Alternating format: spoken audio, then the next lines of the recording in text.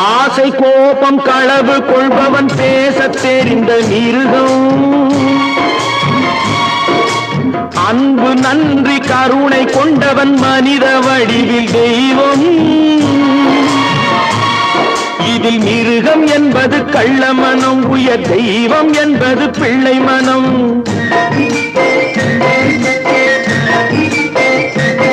இந்த 6 கட்டளை அறிந்த மனது ஆண்டவன் வாழும் வெள்ளை மனம், ஆண்டவன் வாழும் வெள்ளை மனம்.